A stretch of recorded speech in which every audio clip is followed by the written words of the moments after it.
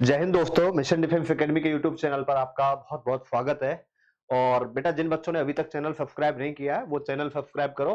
और जो भी बच्चे आर्मी की तैयारी कर रहे हैं, ज्यादा से ज्यादा बच्चों को बताइए। अब हम बिना समय गवाए सीधा आर्मी के पहले पेपर पर आते हैं। देखो बेटा, ऐसा नहीं है कि मैंने टाइटल जीडी डाल रखा है तो ये पेपर जीडी के लिए नहीं, ऐसा कुछ भी नहीं है बेटा। अब जैसे ये क्वेश्चन है, कोई पेटेंट नहीं करा रखा है इसने कि ये आर्मी में ही आएगा, हर जगह आते हैं क्वेश्चन। तो आप किसी भी एग्जाम के लिए तैयारी कर रहे हो तो हर एग्जाम के लिए ये क्वेश्चन आपके इंपॉर्टेंट है, लेकिन आर्मी के लिए स्पेशली बहुत ज्यादा इंपॉर्टेंट है। तो देखो, भारत द्वारा अपने देश में विकसित हल्के युद्ध विमान का नाम क्या है? देखो, भारत में जो स्वदेशी विमान है बेटा, जेट लड़ाकू विमान है तेजस। जेट लड़ाकू विमान है जो कि अपनी HAL है, हिंदुस्तान एरोनॉटिक्स लिमिटेड, जो अपने यहां ज्यादातर हथियार इसने आजादी के बाद बनाए भारतीय वायु सेना के लिए, भारतीय सेना के लिए। तो ध्यान रखना, ये HAL द्वारा विकसित है। तो इसका जो राइट आंसर है वो क्या होगा? तेजस। बात करें बेटा चेतक की, तो ध्यान रखना चेतक आपका फ्रांस के सहयोग से बना है। और ये जो ब्रह्मोस है, ये ध्यान रखना एक क्रूज मिसाइल है। क्या है? क्रूज मिसाइल है। इसको हम या तो क्या करते हैं बेटा, शिप की जरूरत होती है, या तो शिप से छोड़ते हैं या पनडुब्बी से छोड़ते हैं, या फिर इसको एयरक्राफ्ट से भी छोड़ देते हैं। तो ये ब्रह्मोस मिसाइल है। तो भारत द्वारा जो अपने देश में पूर्णतः जो स्वदेशी है वो कौन सा है? तेजस है। ध्यान रखना, इसका जो नामकरण किया था वो बेटा अटल बिहारी वाजपेयी जी ने किया था। अटल बिहारी वाजपेयी जी ने इसका नामकरण किया था। तो ध्यान रखना, आप आर्मी का यदि एग्जाम दे रहे हैं तो बेटा आर्मी के जो भी हथियार है, जो भी इक्विपमेंट्स है, उनसे संबंधित क्वेश्चन आपका कई बार पूछ लिया जाता है। तो ये चीज आप थोड़ा सा ध्यान रखना। इसके बाद चलिए आगे बेटा, अगला क्वेश्चन है, सुबासा किस युग का ऐतिहासिक स्थल है? देखो बेटा, बात करते हैं हम यहां सुबासा की। आपसे पूछा है सुबासा। देखो, इसके बेटा एक दो नाम और है, एक तो उपावर्ती, एक हिरण्यनी। उपावर्ती भी बोलते हैं इसको, और एक बोलते हैं हिरण्यनी। ये ध्यान रखना बेटा, ये जो नाम है ऋग्वैदिक काल में ये सिंधु नदी के नाम है। ध्यान रखना बेटा, कौन सी नदी के नाम है? सिंधु नदी के नाम है। जो सिंधु नदी थी ऋग्वैदिक काल में, उसको बेटा सुवासा नाम से जाना जाता था, या आपका उपावर्ती नाम से भी जाना जाता था, या हिरण्यनी नाम से भी इसको जाना जाता था। कौन से काल में? ऋग्वैदिक काल में इसको इस नाम से जाना जाता था। इसके बाद चलिए बेटा आगे चलते हैं। क्वेश्चन नंबर 3, विश्व की सबसे लंबी नदी कौन सी है? देखो बेटा, विश्व की सबसे लंबी नदी आपकी नील नदी है। ध्यान रखना बेटा, जो नील नदी है ये विक्टोरिया झील से निकलती है बेटा। विक्टोरिया झील से निकलकर और आपकी बेटा सहारा मरुस्थल होते हुए, कहां होते हुए? सहारा मरुस्थल होते हुए भूमध्य सागर में गिर जाती है। ये विश्व की, ध्यान रखना बेटा, सबसे बड़ी नदी है। और मिस्र को, सॉरी मिस्र की नहीं, दुनिया की, मिस्र को नील नदी का वरदान कहा जाता है। कौन सी नदी का? नील नदी का वरदान भी कहा जाता है। तो ये क्वेश्चन भी आप बेटा ध्यान रखना, अमूमन आपसे पूछे जाते हैं। लेकिन बात करें बेटा क्षेत्रफल की दृष्टि से, अमेजोन है जो सबसे ज्यादा क्षेत्रफल घेरती है। उस दृष्टि से देखो, बहाव क्षेत्र की दृष्टि से सबसे बड़ी, बहाव क्षेत्र की दृष्टि से जो सबसे बड़ी नदी है, सबसे बड़ी नदी है आपकी जो बहाव क्षेत्र की दृष्टि से, वो आपकी कौन सी है? अमेजोन नदी है। ध्यान रखना बेटा, बहाव क्षेत्र की दृष्टि से जो सबसे बड़ी नदी है वो अमेजोन नदी है। और यदि वैसे बात करें लंबाई में, तो सबसे बड़ी नदी आपकी कौन सी है बेटा? नील नदी है। इसके बाद देखो, चलिए बेटा आगे चलते हैं। देखो ध्यान रखना, अमेजोन नदी को मैंने बताया था पृथ्वी का फेफड़ा भी कहा जाता है। क्या कहा जाता है? पृथ्वी का फेफड़ा भी कहा जाता है। क्यों कहा जाता है? क्योंकि बेटा अमेजोन के जो जंगल हैं वहां इतनी ज्यादा, आपको बताऊं बेटा, जैव विविधता है और इतने ज्यादा पेड़ पौधे हैं कि जो पृथ्वी की 20% ऑक्सीजन है वो अमेजोन के जंगलों से मिलती है। इसीलिए अमेजोन नदी है, उसको पृथ्वी का फेफड़ा भी कहा जाता है। तो ये यहां से बनने वाले कुछ इंपॉर्टेंट क्वेश्चन है। तो सबसे लंबी नदी कौन सी हो गई आपकी बेटा? नील नदी। निम्नलिखित में से कौन से देश पाल स्ट्रेट से जुड़े हुए हैं? देखो बेटा, इसका जो राइट आंसर है भारत और श्रीलंका पाल स्ट्रेट से जुड़े हुए हैं। ध्यान रखना, इसका जो राइट आंसर होगा वो क्या होगा? भारत और श्रीलंका ये पाल स्ट्रेट से जुड़े हुए हैं। इसके बाद चलिए आगे, भारत में सबसे ऊंचा जलप्रपात कौन सा है? देखो बेटा, भारत में स्थित सबसे ऊंचा जलप्रपात है वो आपका बेटा कर्नाटक में और जोग जलप्रपात है। कहां पे है ये? कर्नाटक में। तो कई बार ये भी आता है कि जोग प्रपात कहां है? कर्नाटक में है, ध्यान रखना, जो कि सबसे ऊंचा जलप्रपात है। और ये बेटा बात करें इसकी ऊंचाई की, तो इसकी जो ऊंचाई है वो 253 मीटर है। कितनी है बेटा? 253 मीटर। इसके बाद चलिए आगे, संयुक्त राष्ट्र संघ की स्थापना कब हुई? देखो, कई बार यह क्वेश्चन आ चुका है। 24 अक्टूबर 1945, और 24 अक्टूबर को ही ध्यान रखना संयुक्त राष्ट्र दिवस भी मनाया जाता है। तो बेटा आपको विद डेट याद रखना है, क्योंकि कई बार एग्जाम में पूछा गया है कि संयुक्त राष्ट्र दिवस कब मनाया जाता है। तो यूएनओ का जो दिवस है वो कब मनाया जाता है? 24 अक्टूबर को। देखो एक्चुअली क्या हुआ था बेटा, जब दूसरा विश्व युद्ध हुआ था, महायुद्ध हुआ था, एक तरीके से कहें बेटा अब तक का सबसे बड़ा युद्ध हुआ था, इसमें लगभग 5-6 करोड़ लोग मारे गए थे। उसके बाद सभी देशों ने सोचा कि भाई ऐसी कोई ना कोई अंतरराष्ट्रीय संस्था होनी चाहिए जो इस तरीके की गतिविधियों पर कंट्रोल करे, जिससे क्या है कि जिसके अंतर्गत जो पूरी दुनिया के देश हैं उसकी बात को सुने, उसकी बात को माने। तो इसी लिहाज से कि आगे ऐसे युद्ध ना हो, विश्व में शांति बनी रहे, इसके लिए संयुक्त राष्ट्र संघ की स्थापना की गई थी, ध्यान रखना। और ये 24 अक्टूबर 1945 को हुआ था। तो इसका जो राइट आंसर है, 1947 की बात करें बेटा तो हमारा भारत देश आजाद हुआ था, यह महत्वपूर्ण घटना है। 1950 की बात करें तो बेटा हमारा जो संविधान है लागू हुआ था 1950 को, 26 जनवरी को। 1942 की बात करें तो भारत छोड़ो आंदोलन हुआ था। क्या हुआ था? भारत छोड़ो आंदोलन। तो ये जो साल है, कौन सा साल किस लिहाज से इंपॉर्टेंट है, ये चीज भी हमें पता होनी चाहिए। इसके बाद चलिए आगे, ओलंपिक खेल 2014। देखो ओलंपिक खेल, कोई भी गेम्स आए बेटा, ध्यान रखना, कोई भी गेम्स आए आपको ध्यान रखना है, एक तो आज कब जो मतलब प्रेजेंट हुए वो कब हुए, उससे पहले कब हुए, और उससे अगले कब होने हैं। तो मैं आपको सारे ही बता देता हूं। 2016 के जो ओलंपिक हैं वो रियो डी जेनेरियो में हुए। रियो डी जेनेरियो में, रियो डी जेनेरियो कहां पे है बेटा? ब्राजील में। अब जो 2020 के हुए हैं, ध्यान रखना, ये 2020 के 2021 में हुए हैं, और ये हुए थे कहां पे बेटा? अभी जो हुए थे टोक्यो में, और ये टोक्यो कहां पे है? जापान में। इसके बाद बात करें बेटा अब 2024, ये होने, ध्यान रखना, पेरिस में। और इसका बता देता हूं, अभी ये जो पेरिस में ओवरऑल हो रहे हैं वो ध्यान रखना तीसरी बार हो रहे हैं। इससे पहले पेरिस में जो ओलंपिक हुए थे, एक तो 1900 में हुआ था और 1924 में हुआ था। यानी कि अब जो हो रहे हैं बेटा वो ठीक कितने साल बाद हो रहे हैं? 100 साल बाद हो रहे हैं। ध्यान रखना, आज से 100 मतलब 2024 में जो ओलंपिक हुए थे वो भी पेरिस में हुए थे। अब 2024 के बाद जो ओलंपिक हो रहे हैं वो भी 2024 में हो रहे हैं। 1924 के बाद पेरिस में हो रहे हैं। ध्यान रखना, तो कितने साल बाद हो रहे हैं? ठीक 100 साल बाद हो रहे हैं। और ऐसा तीसरी बार हो रहा है जब ओलंपिक खेल पेरिस में खेले जा रहे हैं। इसके बाद चलिए आगे चलते हैं बेटा। भारत में अब तक हरित क्रांति किसके संदर्भ में सर्वाधिक सफल रही है? देखो बेटा, हरित क्रांति जो सबसे ज्यादा सफल रही है वो ध्यान रखना गेहूं में रही है।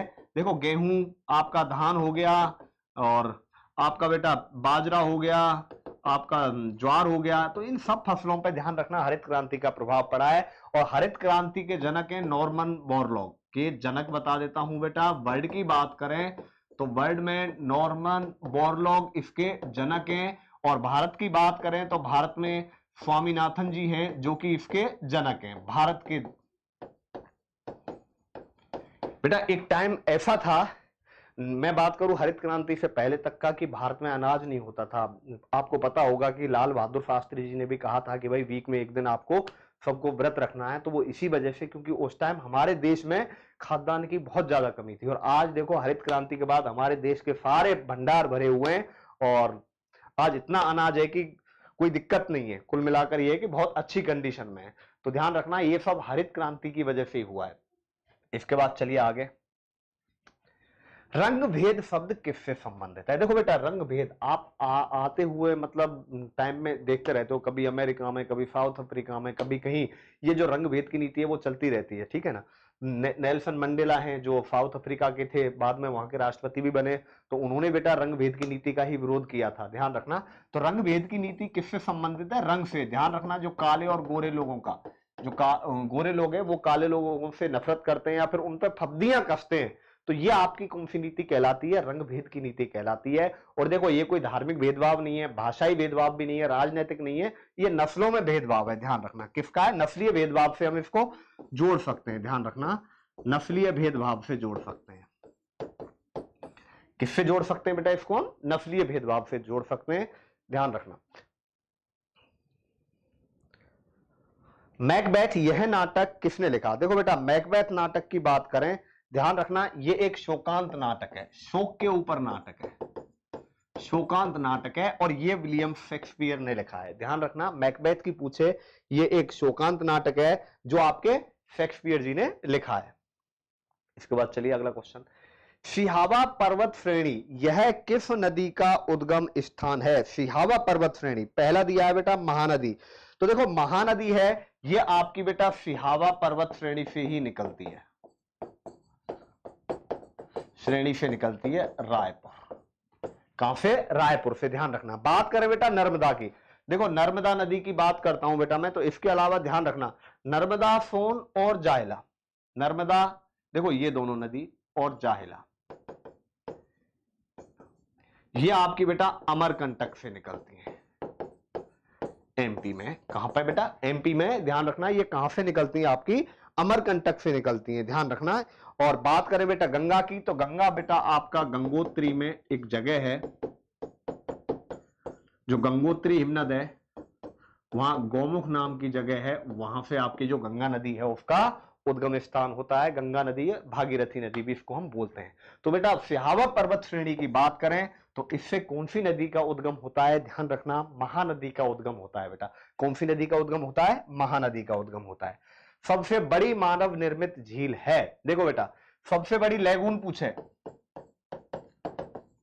बड़ी लैगून या खारे पानी की बात करें बेटा तो वो है आपकी चिल्का झील, वुलर झील। ध्यान रखना ये सबसे ताजे पानी की, ताजे पानी की, या मैं कहूं बेटा मीठे पानी की भी बोले, भारत में सबसे ताजे पानी की और सबसे मीठे पानी की झील है वो कौन सी है? वुलर झील है। और वुलर झील ध्यान रखना कहां है बेटा? जम्मू एंड कश्मीर में है। और इसकी बात करूं चिल्का की तो बेटा ये उड़ीसा में, ध्यान रखना कहां पे? उड़ीसा में। ये ध्यान रखना भारत की सबसे बड़ी है, भारत की तो सबसे बड़ी है और विश्व की दूसरी सबसे बड़ी है। जो सबसे बड़ी है वो आपकी कैस्पियन सागर है, तो भारत की जो सबसे बड़ी हो गई बेटा वो तो कौन सी है? चिल्का झील विश्व की दूसरी सबसे बड़ी है। वुलर सबसे ताजे पानी की झील है। और उदय सागर ध्यान रखना महाराजा उदय सिंह ने बनवाई थी और ये राजस्थान में उदयपुर में। गोविंद सागर की बात करें ये सबसे बड़ी मानव निर्मित झील है, ध्यान रखना मानव निर्मित झील है जो भाखड़ा नागल डैम पे बनाई गई है, नागल बांध पे। और ध्यान रखना सिखों के 10वें गुरु थे गुरु गोविंद, 10वें गुरु के नाम पर इसका नामकरण किया है गोविंद सागर झील। तो मानव निर्मित सबसे बड़ी झील की बात करते हैं तो वो आपकी बेटा कौन सी है? गोविंद सागर झील है। इसके बाद चलिए आगे, भारत के किस राज्य को चावल का कटोरा कहते हैं? देखो बेटा ये क्वेश्चन आया आपका, चावल का कटोरा पूछता है तो हमें बताना है। देखो आंध्र प्रदेश को चावल का कटोरा, आंध्र प्रदेश को चावल का कटोरा, और छत्तीसगढ़ को बेटा क्या बोलते हैं? धान की डलिया, धान की डलिया। ध्यान रखना यह क्वेश्चन आता है कई बार, भारत में किस राज्य को चावल का कटोरा कहते हैं? तो चावल का कटोरा आंध्र प्रदेश राज्य को कहते हैं तथा छत्तीसगढ़ को क्या कहते हैं? धान की डलिया बोलते हैं बेटा, ध्यान रखना। तो ये क्वेश्चन भी कई बार आ जाते हैं। ऑस्ट्रेलिया की मुद्रा क्या है? देखो बेटा यूरोपियन संघ की है। ऑस्ट्रेलिया की मुद्रा ऑस्ट्रेलियन डॉलर है। क्या है बेटा? ऑस्ट्रेलियन डॉलर है, ध्यान रखना। तो डॉलर पे ही लगा देंगे यहां पे ऑस्ट्रेलियन डॉलर। तो ऑस्ट्रेलिया की मुद्रा आपकी क्या है बेटा? ऑस्ट्रेलियन डॉलर है। इसके बाद चलिए बेटा आगे चलते हैं। महात्मा गांधी का राजनीतिक गुरु कौन था? देखो बेटा महात्मा गांधी की बात करते हैं। महात्मा गांधी गोपाल कृष्ण गोखले जी को अपना राजनीतिक गुरु मानते थे। किसको मानते थे? गोपाल कृष्ण। और गोपाल कृष्ण गोखले वो अपना राजनीतिक गुरु किसको मानते थे बेटा? महादेव गोविंद रानड़े को। महादेव गोविंद रानड़े को। ध्यान रखना, महात्मा गांधी के राजनीतिक गुरु गोपाल कृष्ण गोखले, और जो गोपाल कृष्ण गोखले के जो राजनीतिक गुरु हैं वो महादेव गोविंद रानड़े हैं। इसके बाद चलिए आगे। देखो यहां पे आपके बेटा जीके के क्वेश्चन हो जाते हैं, काफी इंटरेस्टिंग क्वेश्चन थे। एक एक क्वेश्चन में बढ़िया 4-4 क्वेश्चन निकल रहे हैं, इससे ज्यादा क्या चाहिए बेटा? 15 क्वेश्चन है, 60 क्वेश्चन अपने हो चुके हैं लगभग। ऐसे साइंस में करेंगे हम। तो देखो डेसिबल किसकी इकाई है? देखो डेसिबल क्या है बेटा? डेसिबल से देखो ध्वनि की तीव्रता का स्तर मापा जाता है। तो ये ध्वनि की तीव्रता का है बेटा। डेसिबल किसका है? ध्वनि की तीव्रता का है। इससे ध्वनि की तीव्रता मापी जाती है। इसके बाद चलिए अगला क्वेश्चन। विद्युत प्रतिरोध के नियम का प्रतिपादन किया। देखो न्यूटन की बात करें बेटा, न्यूटन जी ने गति के नियम दिए थे। डार्विन की बात करें, इन्होंने बेटा विकासवाद का सिद्धांत दिया था। विकासवाद का सिद्धांत किसने दिया था? डार्विन ने दिया था। और विद्युत प्रतिरोध के नियम दिए थे वो किसने दिए थे? ओम ने दिए थे। थॉमसन की बात करें बेटा, थॉमसन ने क्या किया था बेटा? सर जे थॉमसन थे, वो जे थॉमसन थे जिन्होंने बेटा परमाणु सिद्धांत दिया था। विज्ञान की किस शाखा के अंतर्गत मानव त्वचा का अध्ययन किया जाता है? पहला ऑप्शन है बेटा पैथोलॉजी। अब देखो पैथोलॉजी में होता क्या है? जो विकृत अंगों का अध्ययन, मानव के शरीर में जो विकृति आ जाती है बेटा, अंगों में क्या आ जाती है? विकृति आ जाती है। तो मानव के शरीर के अंगों में जो विकृति आ जाती है, तो विकृति का जो अध्ययन होता है मानव के अंगों में, ध्यान रखना वो किस में होता है? पैथोलॉजी में होता है। एनाटॉमी की बात करते हैं बेटा, तो एनाटॉमी में ध्यान रखना शरीर की जो संरचना है बेटा उसका किया जाता है। और डर्मेटोलॉजी में ध्यान रखना मानव की त्वचा का किया जाता है, मानव की त्वचा का किया जाता है। और इसका जो लास्ट ऑप्शन है बेटा, जो प्राणियों में क्रियाकलाप होते हैं उसके अंतर्गत बेटा फिजियोलॉजी के अंतर्गत इसका अध्ययन किया जाता है। जो मानव के शरीर में जो क्रियाएं होती हैं, प्राकृतिक क्रियाएं, उनका अध्ययन किया जाता है। तो पैथोलॉजी मानव शरीर के अंगों में जो विकृति होती है वो पैथोलॉजी में किया जाता है उसका अध्ययन। एनाटॉमी के अंतर्गत ध्यान रखना बेटा शरीर की संरचना। और डर्मेटोलॉजी में ध्यान रखना त्वचा के बारे में अध्ययन किया जाता है। 1 हॉर्स पावर में कितने वाट होते हैं? देखो 1 हॉर्स पावर में 740 वाट होते हैं। कई बार यह क्वेश्चन आपसे पूछ लिया जाता है कि बताओ 1 हॉर्स पावर में कितने वाट होते हैं। इसके बाद चलिए आगे चलते हैं। चेहरे में कितनी हड्डियां होती हैं? देखो बेटा बात करते हैं चेहरे की, तो चेहरे में देखो कितनी हड्डियां होती हैं? चेहरे में 14 हड्डियां होती हैं। ध्यान रखना बेटा चेहरे में 14 हड्डियां होती हैं। यदि हम बात करते हैं बेटा सिर की, तो सिर में 29 हड्डियां होती हैं। ठीक है, सिर में कितनी होती है? 29। और यदि पूछे आपसे कि चेहरे में कितनी हड्डियां होती हैं, तो इसका जो राइट आंसर होगा वो क्या होगा? 14। बायोगैस में कौन सी की मात्रा सर्वाधिक होती है?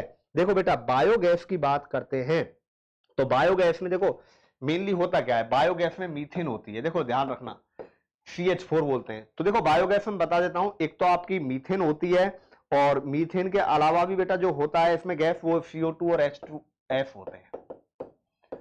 ये बायोगैस। प्रोपेन और ब्यूटेन, देखो बेटा प्रोपेन और इसमें यदि ब्यूटेन कर दूं बेटा, तो ये आपके बेटा LPG के घटक होते हैं दोनों, प्रोपेन और ब्यूटेन। जिसमें ब्यूटेन की मात्रा ज्यादा होती है, तो ये आपके बेटा किसके घटक होते हैं? LPG के घटक होते हैं। एसिटिलीन है, एसिटिलीन का उपयोग ध्यान रखना बेटा फलों को पकाने के लिए किया जाता है, फलों को जल्दी पकाने के लिए किया जाता है। और बात करें बेटा एथेन की, तो एथेन ध्यान रखना, एथेन और मीथेन C2H6, इथेन और जो एथेन और मीथेन है ध्यान रखना ये आपके बेटा CNG के घटक हैं, मेनली के मुख्य घटक हैं। ठीक है, अब चलिए बेटा इसके बाद आगे। निम्न में से किसके कारण रक्त का रंग लाल होता है? देखो रक्त का रंग लाल होता है वो ध्यान रखना बेटा किसके कारण होता है? हीमोग्लोबिन के कारण होता है। और हीमोग्लोबिन में ही आयरन पाया जाता है। ध्यान रखना जो रक्त में आयरन होता है हीमोग्लोबिन में ही होता है। ध्वनि का वेग सबसे अधिक, देखो सबसे अधिक बेटा होता है आपका ठोस में, उसके बाद द्रव, उसके बाद गैस, और उसके बाद जो निर्वात है, निर्वात में क्या होता है बेटा? 0 होता है। तो कई बार आता भी है ध्वनि का वेग निर्वात में क्या होता है? 0। निर्वात से ज्यादा गैस में, गैस से ज्यादा द्रव में, द्रव से ज्यादा किसमें होता है बेटा? ठोस में। तो देखो सबसे ज्यादा अब पानी द्रव हो गया, वायु, वायु बेटा आपकी गैस हो गई, निर्यात आपका बेटा 0 होता है, स्टील आपका ठोस हो गया। तो सबसे ज्यादा जो ध्वनि का वेग होगा वो इनमें से बेटा किसमें होगा, स्टील में होगा। तो इसका जो राइट आंसर है वो क्या होगा, स्टील होगा। रक्त के स्कंदन हेतु कौन सी विटामिन आवश्यक है? देखो बेटा रक्त के स्कंदन की बात करें, vitamin B, vitamin C, vitamin K और विटामिन ई।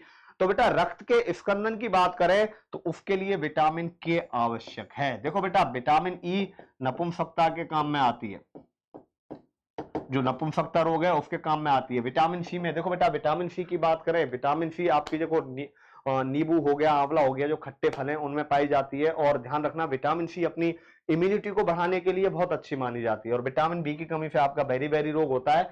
बाकी आपके फलों और सब्जियों में, दूध में विटामिन अच्छी मात्रा में पाई जाती है। ठीक है, इसके बाद चलिए आगे। निम्न में से सदिश, देखो बेटा सदिश राशि कौन सी है जिसकी दिशा निश्चित हो और परिमाण भी निश्चित हो? दिशा और परिमाण निश्चित है। ध्यान रखना लंबाई की कोई दिशा नहीं है, टेम्परेचर की नहीं है, ना ही टाइम की है। तो डिस्प्लेसमेंट, विस्थापन, ध्यान रखना बेटा एक सदिश राशि है जिसका निश्चित परिमाण होता है और निश्चित दिशा होती है। तो इनमें से जो सदिश राशि पूछी आपसे तो वो कौन सी हो जाएगी, विस्थापन। मधुमक्खियों के प्रजनन एवं प्रबंधन को क्या कहते हैं? देखो बेटा चारों ऑप्शन बहुत बढ़िया है। सेरीकल्चर आपका ध्यान रखना रेशम उत्पादन से संबंधित है, सारे बता देता हूं। रेशम उत्पादन से संबंधित क्या है आपका बेटा, ध्यान रखना वो है आपका सेरीकल्चर। इसके बाद बात करें बेटा हम, दूसरा ऑप्शन है सिल्वीकल्चर। सिल्वी कल्चर वनवर्धन से संबंधित है, वनों को बढ़ाना है, वनवर्धन। पिशीकल्चर की बात करें बेटा तो पिशीकल्चर है वो आपका मत्स्य उत्पादन से, पिशीकल्चर किससे, मत्स्य उत्पादन से संबंधित है, मछलियों के उत्पादन से, मत्स्य उत्पादन। और एपीकल्चर आपका ध्यान रखना मधुमक्खियों के प्रजनन एवं प्रबंधन से संबंधित है। रेशम उत्पादन सेरीकल्चर, वनवर्धन सिल्वीकल्चर, पिशीकल्चर मत्स्य उत्पादन से, और जो एपीकल्चर है वो मधुमक्खियों के प्रजनन एवं प्रबंधन से संबंधित है। इसके बाद चलिए बेटा आगे चलते हैं। क्वेश्चन अगला, इन्फ्लुएंजा बीमारी किसके द्वारा होती है? ध्यान रखना इन्फ्लुएंजा बीमारी है जो मानव मनुष्य के लगभग सभी अंगों को प्रभावित करती है। ये एक वायरस से होती है, विषाणु से होती है। ध्यान रखना जो इन्फ्लुएंजा है वो आपकी एक वायरस जनित बीमारी है बेटा। कौन सी है? वायरस जनित बीमारी है, विषाणु जनित बीमारी है। अगला, कौन सा सल्फेट नीले रंग का होता है? देखो बेटा CuSO4 5H2, ये ध्यान रखना आपका बेटा कॉपर सल्फेट हो गया। और जो कॉपर सल्फेट होता है ये नीले रंग का होता है, इसलिए इसको नीला थोथा भी कहा जाता है। क्या बोलते हैं इसको बेटा? नीला थोथा बोलते हैं। तो इसका जो राइट आंसर है वो कौन सा होता है बेटा? कॉपर सल्फेट होता है, जिसको हम नीला थोथा बोलते हैं। इसके बाद बात करें, एक होता है बेटा FeSO4, आयरन सल्फेट बोलते हैं, FeSO4 और 7H2, इसको हरा थोता बोलते हैं। तो कई बार आ जाता है बेटा हरा थोता, एक बार देख लेना, हरा कशिश भी बोल देते हैं कई बार।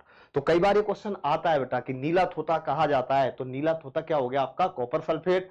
और बेटा आयरन सल्फेट है, ये आपका हरा थोता कहा जाता है। क्या कहा जाता है? हरा थोता कहा जाता है। इसके बाद चलिए बेटा आगे चलते हैं। हीरा विद्युत का है।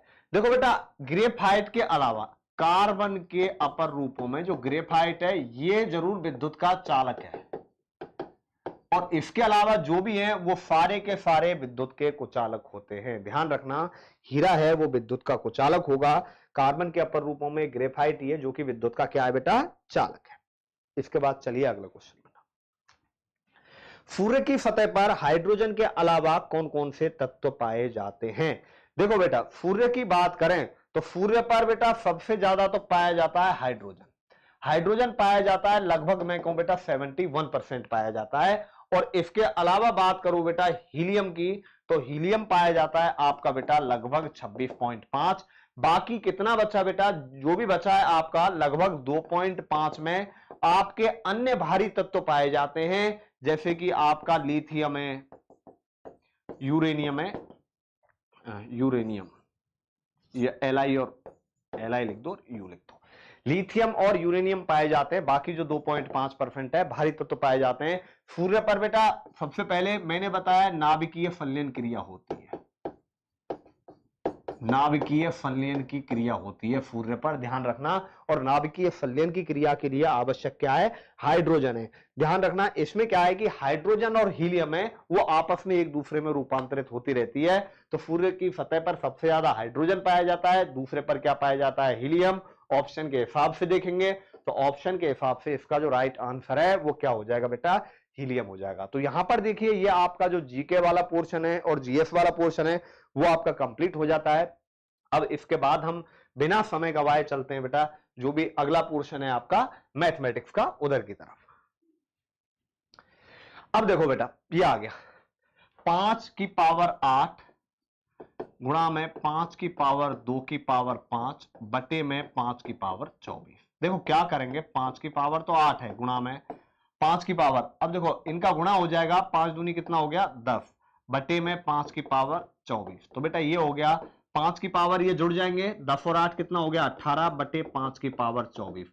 5 की पावर 18, ये 24 जब ऊपर जाएगा बेटा तो ये माइनस का हो जाएगा, 24 ऊपर जाएगा तो माइनस का हो जाएगा, तो ये 5 की पावर कितना हो जाएगा बेटा -6। तो इसका जो राइट आंसर आएगा वो 5 की पावर -6। दोबारा देखेंगे एक बार, 5 की पावर 8, 5 की पावर 2 5 है तो 5 दूनी 10 हो जाएगा, तो 8 और 10 हो गया बेटा, यहाँ 5 की पावर 24 है, 10 8 18 हो जाएगा, इसको ऊपर ले जाऊंगा माइनस का हो जाएगा तो ये -24 हो जाएगा, -24 में से 18 घटाऊंगा तो 5 की पावर कितना आ जाएगा बेटे -6। तो इसका राइट आंसर, अच्छा बेटा एक को प्लस कर लेना, ठीक है, एक को माइनस कर लेना, तो इसका राइट आंसर होगा 5 की पावर -6। किसी वस्तु को 171 रुपए में बेचने पर होने वाला लाभ वस्तु के क्रय मूल्य के संख्यात्मक मान के बराबर है। देखो बेटा ध्यान रखना, मैं इस क्वेश्चन को पहले x मान के बताता हूं। क्रय मूल्य मान लो x, तो लाभ भी कितना हो गया बेटा x%। विक्रय मूल्य 171 है, x क्रय मूल्य x का x% लाभ है, तो बेटा 171 बराबर ये आ गया आपका 4x प्लस एक्स स्क्वायर, तो ये होगा x square plus 4x minus 171 ये 0 के बराबर।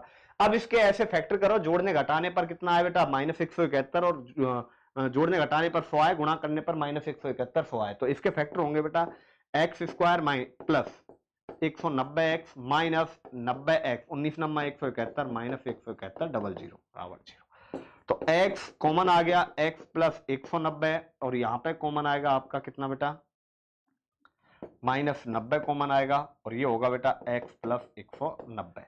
तो x प्लस 190 आ जाएगा और x माइनस 90 आ जाएगा, या तो x का मान यहां से देखेंगे -190 और यहां 90, तो माइनस होगा नहीं तो मूल्य प्लस होगा, तो इसका जो राइट आंसर है वो कितना आ जाएगा बेटा 90।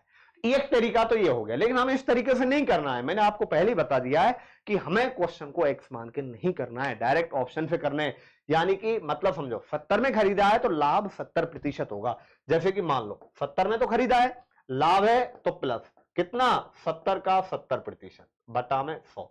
जिस ऑप्शन से ये 171 आ जाए वही इसका राइट आंसर होगा, 2 0 से 2 0। मैं कहूं बेटा 70 प्लस 49 ये कितना हो गया बेटा 171 हो गया, सॉरी 171 नहीं 119 हो गया, तो इसका मतलब ये ऑप्शन कैसा हो गया, गलत हो गया। इसके बाद दूसरा चेक करते हैं, 80 प्लस 80 का 80% ज्ञात करो, 80 का 80% कितना आ गया बेटा 80 प्लस 64 आ गया, कितना आ गया 144, तो इसका मतलब 171 आना चाहिए, ये भी गलत हो गया।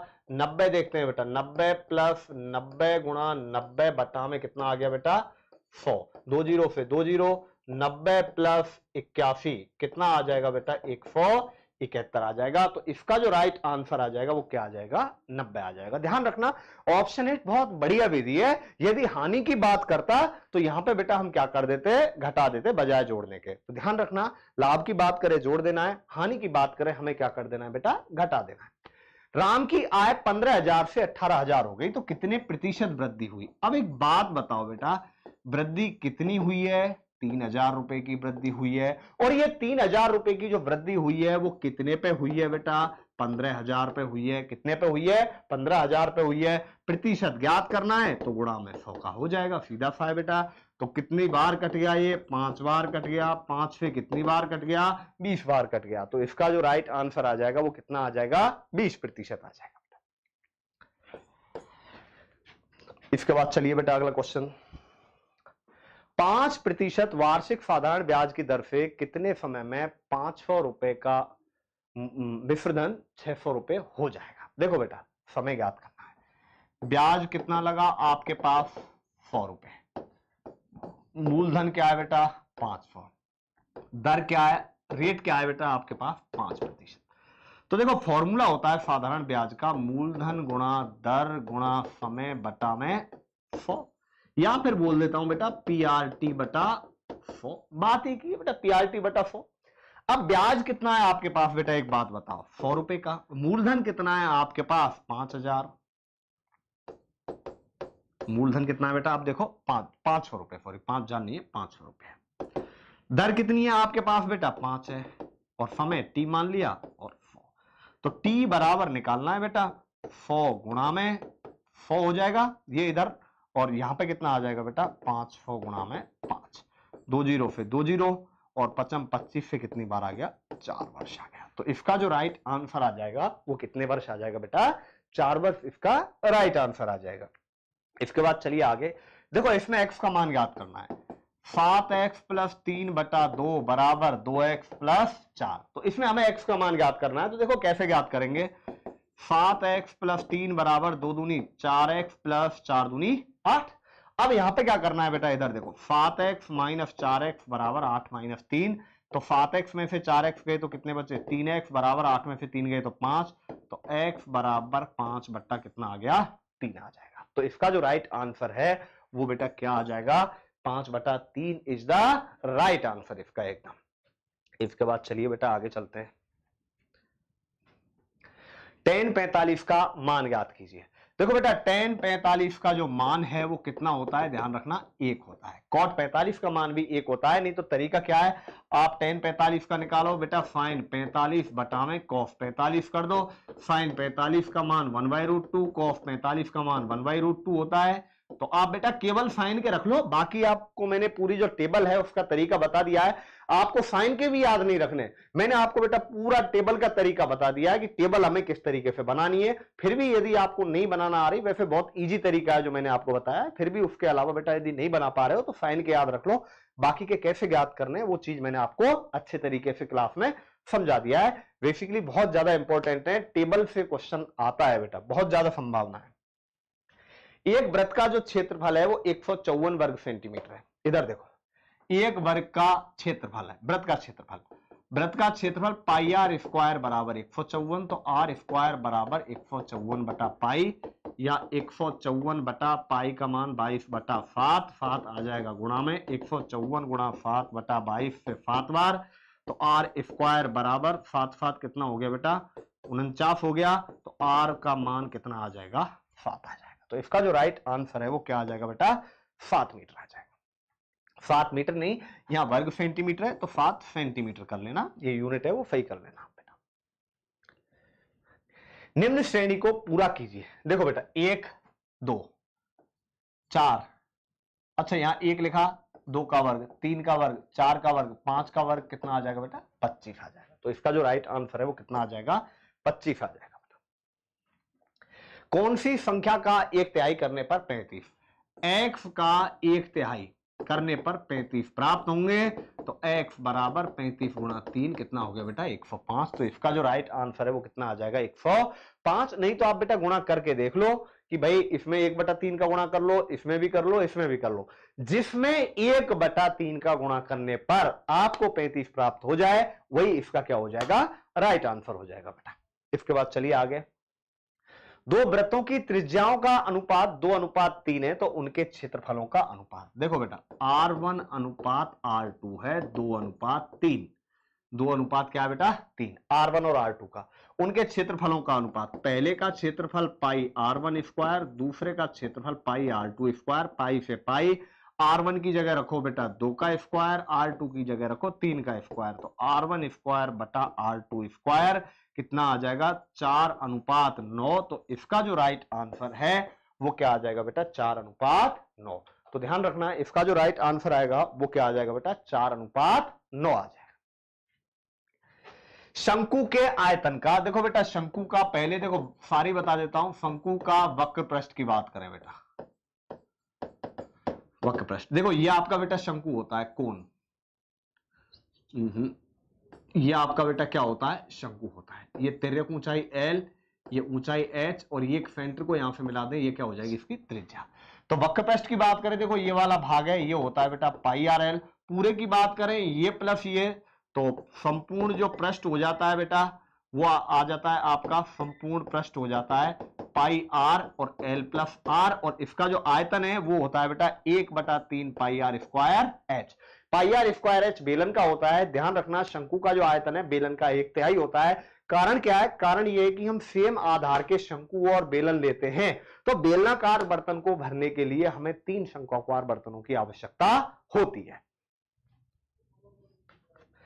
इनका औसत देखो, औसत राशियों का योग बटे राशियों की संख्या 4 + 6 + 10 + 7 + 8 बटा में कितना है 5। 6 और 4 10 और 10 20, 20 और ये कितने हो गए बेटा 15, 35/5, ये कितना आ जाएगा आपके पास 7। तो इनका औसत होगा कितना 7, क्योंकि औसत क्या होता है बेटा, प्रेक्षणों का योग बटा में क्या होगा बेटा, प्रेक्षणों की संख्या। प्रेक्षणों का योग बटे प्रेक्षणों की संख्या। आप प्रेक्षणों को जोड़ दो, 6 और 4 10 और 10 20 और 15 35 में 5 का भाग दे दो, आपके पास आंसर कितना आ जाएगा 5 आ जाएगा। ये एक काम को बी से दुगनी गति से करता है। ए और बी इनकी क्षमता का अनुपात दिया है भाई। ये एक काम को बी से दुगनी गति से, बी एक दिन में एक काम कर रहा है तो एक दिन में ए कितने काम करता है 2 काम। यदि दोनों मिलकर किसी काम को 18 दिन में खत्म करते हैं, दोनों ने कितने दिन में किया 18 दिन में। ए एक काम को बी से दुगनी गति से करता है। ए एक काम को देखो बी एक दिन में एक काम कर रहा है तो ए काम को उससे दुगनी गति से मतलब 2 दिन में करेगा। बेटा दुगनी गति से मतलब है कि यदि बी एक दिन में एक काम कर रहा है तो ए एक दिन में कितने काम करेगा 2 काम करेगा, स्पीड उसकी दुगनी है। ए और बी दोनों काम को 18 दिन में कर रहे हैं, तो देखो पहले कुल काम निकालो। हमें पता है ए और बी काम को बेटा 18 दिन में कर रहे हैं और दोनों एक दिन में कितने काम कर रहे हैं 3 काम, तो गुणा 3 कितना आ गया बेटा 54 आ जाएगा। कितना आ गया 54, तो कुल काम 54 आ गया। अब पूछा है ए अकेला,